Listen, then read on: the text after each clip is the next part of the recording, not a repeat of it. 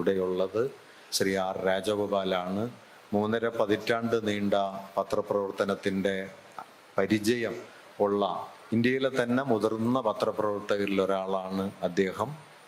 മലയാളത്തിലെ ഒരു ചെറിയ പത്രത്തിൽ പത്രജീവിതം, വേണാട് പത്രിക എന്ന ഒരു ചെറിയ പത്രത്തിൽ പത്രജീവിതം ആരംഭിച്ച് ഇന്ത്യയിലെ ഏറ്റവും സമുന്നതമായ പത്രങ്ങളിൽ എക്കണോമിക് ടൈംസും ബിസിനസ് സ്റ്റാൻഡേർഡും ഇന്ത്യ ടുഡേയും പോലുള്ള പത്രങ്ങളിൽ പ്രവർത്തിച്ച് ദീർഘകാല ചരിത്രമുള്ള ഇന്ത്യയിലെ ഏറ്റവും പഴയ പത്രങ്ങളിലൊന്നായ ടെലഗ്രാഫിൻ്റെ പത്രാധിപരായി 1 പതിറ്റാണ്ട് കാലം പ്രവർത്തിച്ച് ആ 1 പതിറ്റാണ്ട് കൊണ്ട് ഇന്ത്യൻ പത്രമണ്ഡലത്തിൽ, മാധ്യമമണ്ഡലത്തിൽ പിടിമുറുക്കിയ ഫാസിസ്റ്റ് ദുരധികാരത്തിനെതിരെ, വർഗീയ അധികാരത്തിനെതിരെ വിട്ടുവീഴ്ചയില്ലാതെ സമരം ചെയ്ത് ജനാധിപത്യം എന്നത് വിയോജിപ്പാണ്, വിമർശിക്കാനുള്ള സ്വാതന്ത്ര്യമാണ്, മനുഷ്യാന്തസ്സിൻ്റെ തലയുയർത്തി പിടിക്കലാണ് എന്ന ആശയത്തെ തൻ്റെ പത്രജീവിതം കൊണ്ട് സാക്ഷാത്കരിച്ച ഒരാളാണ് സി ആർ രാജഗോപാൽ. രാജഗോപാലിൻ്റെ പത്രപ്രവർത്തനത്തിൽ അദ്ദേഹം ദീർഘകാലമായി ജീവിക്കുന്ന കൽക്കട്ടയുടെ മുദ്രകളുണ്ട്. Where the head is held high and mind is without fear എന്ന് പറഞ്ഞ ടാഗോറിൻ്റെ ഉയർന്ന ശിരസും നിർഭയമായ മനസ്സും നമ്മുടെ കാലത്തിന് മുമ്പിൽ അവതരിപ്പിച്ച ഒരാളാണ് സി ആർ രാജഗോപാൽ. അദ്ദേഹത്തെ ഈ സാനുമാഷയുടെ പേരിലുള്ള ഈ സാംസ്കാരിക കേന്ദ്രത്തിന് വേണ്ടിയും ഇവിടെ ഇത് ശ്രദ്ധിക്കാൻ ഒത്തുകൂടിയിരിക്കുന്ന എല്ലാവർക്കു വേണ്ടിയും ഹൃദയപൂർവ്വം ഞാൻ ആദ്യമേ സ്വാഗതം ചെയ്യുന്നു. നമ്മുടെ ഈ ചർച്ച ഈ പറഞ്ഞ വിഷയത്തിൽ നിന്ന് തന്നെ ആരംഭിക്കാമെന്നാണ് കരുതുന്നത്. ഞാൻ ഏറെ സംസാരിക്കുന്നില്ല. ഞാൻ സംസാരിച്ചാൽ പിന്നെ അദ്ദേഹത്തിന് സംസാരിക്കാൻ ഇടമുണ്ടാവില്ല. അതുകൊണ്ട് ഞാൻ ചില ചോദ്യങ്ങൾ, ചർച്ചയ്ക്കുള്ള ചില ആശയങ്ങൾ എന്ന നിലയ്ക്ക് ചില ചോദ്യങ്ങൾ സൂചിപ്പിക്കാൻ മാത്രമാണ് ഉദ്ദേശിക്കുന്നത്. നമ്മൾ നേരത്തെ പറഞ്ഞ തുടക്കത്തിൽ ഞാൻ സൂചിപ്പിച്ചതുപോലെ ജനാധിപത്യത്തെക്കുറിച്ച് വലിയ പ്രത്യാശകളോടെയാണ് ഏതാണ്ട് 75 വർഷം മുമ്പ് നമ്മൾ ആരംഭിച്ചത്. ഇന്ത്യൻ ജനാധിപത്യത്തിൻ്റെ ഇന്നത്തെ പരിതസ്ഥിതിയെ എങ്ങനെയാണ് താങ്കൾ വിലയിരുത്തുന്നത്?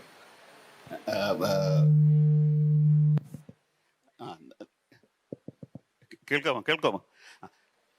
താങ്കൾ ഈ ചോദ്യം എന്നോട് ഇപ്പം ഒരു 3 ആഴ്ച മുമ്പ് ചോദിച്ചിരുന്നെങ്കിൽ മറ്റൊരു ഉത്തരവ് ഞാൻ, ഒരു ഡൈനാമിക് പ്രോസസ്സാണ് അത്. മാത്രം 3 ആഴ്ച എന്ന് മാത്രമല്ല, 2024 മാർച്ച് മാസത്തിലോ ഏപ്രിൽ മാസത്തിലോ ഇതേ ചോദ്യം ചോദിച്ചിരുന്നെങ്കിൽ വളരെ നിരാശാജനകം എന്ന് മാത്രമേ പറയാൻ പറ്റുള്ളൂ. പക്ഷെ 2024 നമ്മളെ അത്ഭുതപ്പെടുത്തിക്കൊണ്ട് ആ അത്ഭുതം എനിക്ക് തോന്നുന്നു ഇപ്പോഴും നമ്മൾ പൂർണ്ണമായിട്ടും ഉൾക്കൊണ്ടിട്ടുണ്ടെന്ന് അറിയില്ല.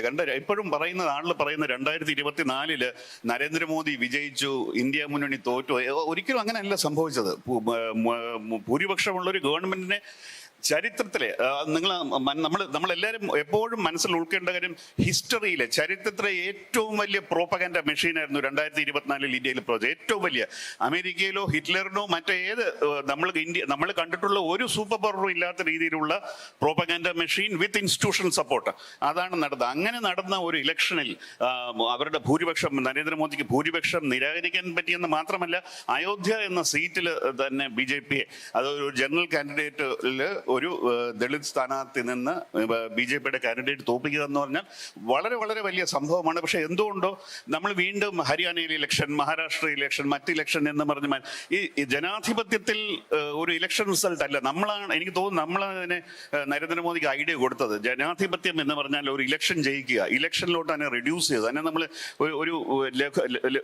ഒരു ചുരുക്കി എന്നുള്ള പറയാം, ഇലക്ഷൻ റിസൾട്ടിലേക്ക് ചുരുക്കുകയും നമ്മളറിയാതെ നമ്മൾക്ക് ഒരു പങ്കുമില്ലാത്ത, ഞാൻ ഉദ്ദേശിച്ചത് കേരളത്തിനും എന്നെ പോലെ ബംഗാളിൽ പ്രവർത്തിച്ചിട്ടും പ്രത്യേകിച്ച് ഇംഗ്ലീഷ് മീഡിയയ്ക്കും ഒരു പങ്കുമില്ലാത്ത 2024 വളരെ വളരെ നമ്മളെ എല്ലാം അത്ഭുതപ്പെടുത്തിയ ഇലക്ഷൻ റിസൾട്ട്. ഉത്തർപ്രദേശിനെ പലപ്പോഴും നമ്മൾ കളിയാക്കാറുണ്ട്, വിദ്യാഭ്യാസമില്ലാത്തവരെ ഗോസായി മറ്റേത് മറിച്ച് എന്നൊക്കെ വിളിച്ച് അവരെ പരിഹസിക്കുന്നു, രാഷ്ട്രീയ പ്രബുദ്ധത ഇല്ല എന്ന് പറയുന്നു. പക്ഷേ ഉത്തർപ്രദേശാണ് ഇന്ത്യയെ 2024 ഇന്ത്യയെ രക്ഷിച്ച്. ആലോചിച്ച് നോക്കുക, ഇലക്ഷൻ കഴിഞ്ഞിട്ട് എക്സിറ്റ് പോൾ വന്ന ശേഷം ഇന്ത്യയിലെ നമ്മൾ കാശ് കൊടുത്ത് വാങ്ങിക്കുന്നതാണ്. ഞാൻ പറഞ്ഞത് നമ്മളെയാണ് ഇവർ വിട്ടികളാക്കുന്നത്. ഈ മുത്തച്ഛന്മാരും മുത്തച്ഛി പത്രങ്ങളും ഇലക്ഷൻ റിസൾട്ടിന്റെ തലേദിവസം പറഞ്ഞ എന്താണ്, മിനിമം 350 സീറ്റ് അല്ലെങ്കിൽ 400-ലധികം പോയാലും അത്ഭുതപ്പെടേണ്ടതില്ല എന്ന് പറഞ്ഞ സ്ഥിതിയിൽ നിന്ന് അവരെ പിടിച്ചു നിർത്താൻ ഒരു വലിയ പങ്ക് വഹിച്ച ഉത്തർപ്രദേശാണ്. അത് ആദ്യമായിട്ടല്ല നടന്നത്. 77-ലും എമർജൻസി സമയത്ത് ഉത്തർപ്രദേശ് തന്നെയാണ്. അന്നും കേരളം തിരിഞ്ഞാണ് വോട്ട് ചെയ്തത്. പക്ഷെ ഉത്തർപ്രദേശ് തന്നെയാണ് നമ്മൾ രക്ഷ. അപ്പം താങ്കൾ ചോദിച്ച ചോദ്യത്തിന് പറയണ, അപ്പൊ അന്ന് ഫെബ്രുവരി മാസങ്ങളിൽ ഞാൻ മാർച്ചിൽ റായ്ബറേലി പോയിരുന്നു, അമേഠിയിൽ പോയിരുന്നു. എനിക്കൊരു പ്രതീക്ഷയില്ലായിരുന്നു. ഒരു കാര്യം, എന്റെ ഹിന്ദി പറയുന്നതായിട്ട് തന്നെ അവർക്ക് മനസ്സിലാവും ഇവനിവിടെ ഉള്ളവനല്ല, ഞാൻ റോ ഏജന്റോ IB ഏജന്റോ ആള് സത്യം പറയാത്തത് കൊണ്ട് ആണ്. എനിക്ക് ഒരു പ്രതീക്ഷയില്ലായിരുന്നു. പക്ഷെ അവിടെയുള്ള പലരും, അവിടുത്തെ പത്രക്കാര്, ഹിന്ദി പത്രക്കാര്, പ്രത്യേകിച്ച് ഞാൻ പേരെടുത്ത് രാജിത് അഞ്ചും എന്ന് പറഞ്ഞ് ഇപ്പോൾ ഈ ജന്തർ മന്ദർ ഇതിൽ ഏറ്റവും നല്ല റിപ്പോർട്ടിംഗ് ചെയ്ത ഒരു വ്യക്തിയാണ്. അദ്ദേഹം എന്നോട് അന്ന് അവിടെ വെച്ച് പറഞ്ഞായിരുന്നു, നമ്മൾ കരുതാത്ത പലതും സംഭവിക്കുന്നു. എനിക്ക് എക്സ്പ്രസ് ചെയ്യാൻ പറ്റുന്നില്ല. I cannot put my finger on the but something is happening എന്ന് അങ്ങനെ പറഞ്ഞവരും ഉണ്ട്. അപ്പോൾ ഞാൻ പറയുന്നത്, നമ്മൾ അകാരണമായി നിരാശരാകേണ്ട കാര്യമില്ല. ചെറിയ ചെറിയ റിസൾട്ടോ മറ്റു കാര്യങ്ങളും നിരാശരാകേണ്ട കാര്യമില്ല. പിന്നെ ജന്തർ മന്ദറിൽ സംഭവിച്ചത് എന്താണെന്ന് നമുക്കറിയാം. അപ്പൊ അതിലും ഒരു കാര്യം, നമ്മൾ അകാരണമായി ആഘോഷിക്കാനും പാടില്ല, അകാരണമായി അതിന് നമ്മൾ തളരാനും പാടില്ല എന്ന് പറഞ്ഞു. ആഘോഷിക്കാൻ പാടില്ല എന്ന് പറയുന്നതിന് കാര്യം, ജന്തർ മന്ദറിലും ഒരു ലോക അത്ഭുതം എന്ന രീതിയിൽ നമ്മൾ മാർവൽ ചെയ്യുക, ആശ്ചര്യത്തോടുകൂടി അതിനെ അഭിനന്ദിക്കുക എന്ന് മാത്രമാണ് എന്നെ പോലുള്ള അമ്മാവന്മാർക്ക് ചെയ്യാൻ പറ്റുന്ന ഏക ഇത്. പക്ഷെ അത് ചെയ്യുമ്പോഴും നമ്മൾ മനസ്സിൽ വയ്ക്കേണ്ടത്, നമ്മൾ അത് അതിങ്ങനെ അവരെ ആഘോഷിച്ച് നമ്മളുടെ റെസ്പോൺസിബിലിറ്റി, പ്രത്യേകിച്ച് രാഷ്ട്രീയ പാർട്ടികളുടെ റെസ്പോൺസിബിലിറ്റി അവരോട് ഔട്ട്സോഴ്സ് ചെയ്ത് നമ്മൾ കൈയും കെട്ടി വീട്ടിൽ ഇരിക്കാം എന്നൊരു അങ്ങനെ ഒരു ഇപ്പോഴും ഞാൻ കഴിഞ്ഞ ദിവസവും വളരെ സീനിയർ ജേർണലിസ്റ്റിന്റെ ഒരു ഗ്രൂപ്പിൽ ഞാൻ മെസ്സേജ് കണ്ടു, ഈ കുട്ടികൾ പോയത് ശരിയായില്ല, അവരവിടെ നിന്ന് പോരാട്ടമായിരുന്നു. അത് വല്ലാത്തൊരു അവര് ഇതിൽ കൂടുതൽ അവരിൽ നിന്ന് നമ്മൾ ഇത്രയും തല്ലും കൊണ്ട് ഇത്രയും അവരുടെ ഭാവി, നമ്മുടെയൊക്കെ ജീവിതം കഴിഞ്ഞു, എൻ്റെ ജീവിതവും കഴിഞ്ഞു. അപ്പൊ എന്നെ പോലുള്ളൊരു ഈ അത്യാവശ്യം സേവിങ്സും ജേർണലിസ്റ്റിന് പൈസയൊക്കെ ഉള്ള ഒരു വലിയ ഗ്രൂപ്പാണ് ഇന്ത്യയിലെ ഒരു വളരെ സീനിയർ ആയിട്ടുള്ള ജേർണലിസ്റ്റുകൾ ചേർന്ന ഗ്രൂപ്പ്. അതിനകത്ത് പറയാണ്, അവര് ചെയ്തത് ശരിയല്ല, അവർ കുറച്ച് ദിവസം കൂടെ അവിടെ ഇരിക്കണം. ഇവർക്കൊന്നും ഒരു എന്റർടൈൻമെന്റ് പോലെയാണത്.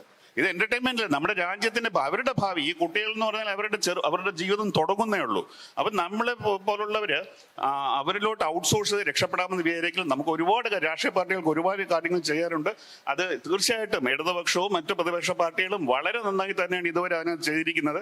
അതായത് അവർക്ക് സപ്പോർട്ട്, അവരുടെ അതിനകത്ത് ഇടപെടാതെ കോംപ്ലിമെന്റ് ആയിട്ട് സപ്പോർട്ട് കൊടുക്കുക എന്നുള്ള വലിയൊരു കാര്യം നടന്നിട്ടുണ്ട്. അപ്പൊ പ്രതീക്ഷയ്ക്ക് വകയുണ്ട് എന്ന് പറഞ്ഞാൽ, ഇപ്പൊ അടുത്ത ഇനിയിപ്പോ UP ഇലക്ഷൻ, ഫെബ്രുവരി UP ഇലക്ഷൻ വരുമ്പം BJP ജയിക്കില്ലെന്നൊന്നും പറയാൻ പറ്റില്ല. ജയിക്കുകയാണെങ്കിൽ വീണ്ടും നമ്മളുടെ എല്ലാവരും കൂടെ വീണ്ടും അങ്ങനെ ചെയ്യാൻ പാടില്ല. കാരണം ഇത് നമ്മുടെ മാത്രമല്ല, നമ്മുടെ ഭാവിയുടെയും രാഷ്ട്രത്തിന്റെയും നമ്മുടെ ജീവിതത്തിന്റെയും കാര്യമാണ്. എന്ന് പറഞ്ഞാൽ ജീവിതം എന്ന് ഞാൻ ഉദ്ദേശിച്ചത് വളരെ എല്ലാ അർത്ഥത്തിലും ഉദ്ദേശിച്ചാണ്. ഈ BJP നടക്കുന്നത്, അവരെ കൊണ്ടുവന്ന കാര്യങ്ങൾ നടക്കുന്ന പശ്ചിമ ബംഗാളിലേക്ക് ആളുകളെ പിടിച്ച് ബംഗ്ലാദേശിൽ കൊണ്ട് തള്ളുകയാണ് ചെയ്തത്. തള്ളിച്ച് കഴിഞ്ഞ ശേഷം നമ്മുടെ നിയമം അനുസരിച്ച് ഒരാളെ എന്തെങ്കിലും സംശയത്തിൽ, ഡൽഹിയിലാണ് പലരെയും പിടിച്ചത്, ഡൽഹിയിൽ BJP ഭരിക്കുന്ന സ്റ്റേറ്റുകളിൽ പിടിച്ചു കഴിഞ്ഞാൽ മിനിമം അവരൊരു ഡിസ്പ്യൂട്ട് ചെയ്യണമെങ്കിൽ മിനിമം 30 ദിവസം കഴിഞ്ഞിട്ടേ അവരെ നമുക്ക് ഡിപ്പോർട്ട് ചെയ്യാൻ പറ്റും. പക്ഷെ 4-5 ദിവസം കഴിഞ്ഞ് അവരെ കൊണ്ട് തള്ളുക, അതിനുശേഷം അവരുടെ ബന്ധുക്കൾ കോടതികളിൽ പോയി കോടതി പറയുമ്പോൾ അവരെ ഇതെന്തോ ഒരു പിള്ളേരി കളി പോലെ തിരിച്ചു കൊണ്ടുവരിക എന്ന് പറഞ്ഞാൽ, ഒരു ഗർഭിണിയായ ഒരു സ്ത്രീ ഏകദേശം 3 മാസം ബംഗ്ലാദേശ് ജയിലിൽ കിടന്നു. അവരുടെ ഭർത്താവ് ഏകദേശം 133 ദിവസം അവരുടെ ജയിലിൽ കിടന്നു. എന്നിട്ടാണ് തിരികെ വരാൻ പറ്റിയത്. അപ്പൊ തിരിച്ചു വന്നിട്ടും ഇപ്പോഴും അക്സെപ്റ്റ് ചെയ്യല്ല. അത് ഹ്യൂമാനിറ്റേറിയൻ ഗ്രൗണ്ട്സിൽ ഞങ്ങൾ കൊണ്ടുവന്നതാണ്. But the process is under way എന്ന് പറഞ്ഞാൽ 30 ദിവസത്തിനും ചെയ്യേണ്ട പ്രോസസ്സ് 133 ദിവസം ചെയ്യാതെ ഒരു വിദേശ രാജ്യത്തെ ആളുകളെ കൊണ്ട് തള്ളുകയും, ഇത് നമ്മുടെ ചുറ്റും കഴിഞ്ഞ ജൂലൈയിൽ കഴിഞ്ഞ മാസങ്ങളിലൊക്കെ നടന്ന സംഭവങ്ങളാണ്. നമ്മൾ ചരിത്ര പുസ്തകങ്ങളിലോ ബാബറിന്റെയോ ഔറംഗസേബിന്റെയോ കാലത്ത് നടന്ന കാര്യങ്ങളല്ല. പക്ഷേ അപ്പൊ ഇത് ഈ ജന്തർ മന്ദിറിനെ പറ്റി എന്നെ ഏറ്റവും സന്തോഷിപ്പിക്കാൻ പറയില്ല, നമ്മുടെ മനസ്സിന് ഒരു കുളിർമ നൽകിയ കാര്യം, അതിലൊരു കുട്ടി ഒരു വീഡിയോയിൽ പൊട്ടിക്കരഞ്ഞുകൊണ്ട് ആ കുട്ടി പറയുന്നുണ്ട്, ഞങ്ങൾ ചെയ്തതൊക്കെ നിങ്ങൾ വലിയ കാര്യമാണെന്ന്. പക്ഷെ ഞങ്ങൾ ചെയ്ത വലിയ കാര്യമല്ല.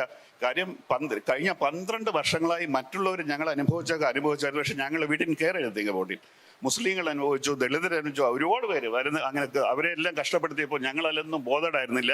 ഞങ്ങളുടെ ഒരു പേഴ്സണൽ ഇഷ്യൂ ഒരു സെൽഫിഷ് ആയിട്ട് ഇൻട്രസ്റ്റ് വന്നപ്പോഴാണ് ഞങ്ങൾ അങ്ങനെ ചെയ്തത്. അത് തെറ്റാണ് എന്ന് ഞങ്ങൾ ബോധം. ഇതൊരു വലിയൊരു തിരിച്ചറിവാണ്. ഇത് നമ്മളിൽ എത്ര പേർക്ക് ഇങ്ങനെ ഒരു തിരിച്ചറിവ് ഉണ്ടായിട്ട് നമ്മുടെ കൂടെ ഉള്ളവർക്ക് ഒരു പ്രശ്നം ഉണ്ടാകുമ്പോൾ അവരുടെ കൂടെ നമ്മൾ നിന്നില്ല എന്ന് പറയാനുള്ള ഒരു ആർജവം എന്ന് പറയുന്നത് ഈ ജന്തർ മന്ദിറിലെ വന്ന ഏറ്റവും വലിയ പാഠങ്ങൾ ഇത് തന്നെയാണ്. മറ്റൊരു കാര്യം നമ്മൾ പലപ്പോഴും പറയാറുണ്ട് നമ്മുടെ ആളുകൾ തെറ്റിദ്ധരിപ്പിക്കപ്പെട്ടതെന്ന്. ഇത് ഞാൻ ഒരിക്കലും വിശ്വസിക്കില്ല. ഇന്ത്യയിലെ ആളുകൾ തെറ്റിദ്ധരിപ്പിക്കപ്പെട്ടതല്ല, വേണമെന്ന് വെച്ചുകൊണ്ട് തന്നെ തെറ്റിദ്ധരിപ്പിക്കപ്പെടുന്നതാണ്. അതിന് ഏറ്റവും നല്ല ഉദാഹരണമാണ് ഇവര്. കാര്യം നമ്മൾ പറയുന്ന ഈ ജനറേഷൻ അവരെപ്പോഴും ഫോണിൽ കുത്തിക്കൊണ്ടിരിക്കുകയാണ്, അവരൊന്നും വായിക്കുന്നില്ല. പക്ഷെ അവര് പറഞ്ഞ രാഷ്ട്രീയം, അവര് പറഞ്ഞ പ്ലാക്കാർഡിൽ അതിൽ അശ്ലീലം ഉണ്ടായിരുന്നു. അശ്ലീലത്തിൻ്റെ ഒരു രാഷ്ട്രീയമുണ്ട്. ഞാൻ അതിൽ കുറ്റമൊന്നും കാണുന്നില്ല. ഇപ്പൊ ഇന്ത്യയിൽ ഒരു വിഭാഗത്തിന് മാത്രമേ മറ്റുള്ളവരെ തെറി വിളിക്കാവുന്നോ, അങ്ങനെ അവർക്ക് മൊണോപ്പൊളി ഒന്നും കൊടുക്കേണ്ട കാര്യമില്ല. ആവശ്യമുള്ളപ്പോൾ നമ്മൾ തിരിച്ച് തെറി വിളിക്കുകയും വേണം. ഈ കുട്ടികൾ വളരെ മനോഹരമായിട്ട് ചെയ്യുകയും ചെയ്തു. പക്ഷെ ആ തെറി വിളിക്കുന്നതിനകത്ത് പോലും നമ്മൾ ആ പ്ലാക്കാർഡ്സ് നോക്കണമെങ്കിൽ അതിനകത്തൊരു രാഷ്ട്രീയം. അപ്പൊ എവിടുന്നാണ് അവർക്കത് കിട്ടിയത്? ഇവർക്ക് ഈ കഴിഞ്ഞ 12 വർഷം നമ്മൾ പറയുകയാണ് മാധ്യമങ്ങൾ തീർച്ചയായിട്ടും കഴിയുന്നത്ര തെറ്റിദ്ധരിപ്പിക്കാൻ ശ്രമിച്ചു, കഴിയുന്നത്ര കാര്യങ്ങൾ മൂടി വയ്ക്കാൻ ശ്രമിച്ചു. എന്നിട്ടും ഈ കുട്ടികൾക്ക് വളരെ വളരെ ക്ലാരിറ്റിയോടാണ് സംസാരിക്കുന്നത്. അതിന് ഏറ്റവും നല്ല ഉദാഹരണം അതിനകത്ത് ഫലിതം കൂടെ ഒരു ഈ ഗോദി മീഡിയ എന്ന് പറയുന്ന ഗവൺമെന്റുമായിട്ട് ഫ്രണ്ട്ലി ആയിട്ടുള്ള ഒരു ടെലിവിഷൻ ചാനൽ അവിടെ ജന്തർ മന്ദിറിൽ പോയിട്ട് ഒരു കുട്ടി നിന്നിട്ട്, ഞാൻ കുട്ടീന്ന് ഇതായിട്ട് പറയല്ല, ഇൻഫന്റലൈസ് പറയാൻ എളുപ്പം, സ്റ്റുഡന്റ് എന്നാണ്. സ്റ്റുഡന്റ് നിന്നിട്ട് മറ്റുള്ള അവിടെ വരുന്നവർക്ക് വെള്ളം കൊടുക്കുകയാണ്. അപ്പോൾ ഒരു വലിയൊരു കന്നാസ് പോലെ ഇതിനകത്ത് പ്ലാസ്റ്റിക് ഇതിനകത്ത് വെള്ളം ഒഴിച്ചിട്ട് അതിനകത്ത് ഈ കുപ്പി തണുക്കാൻ വേണ്ടിയിട്ടിട്ട് വെള്ളം കൊടുക്കുകയാണ്.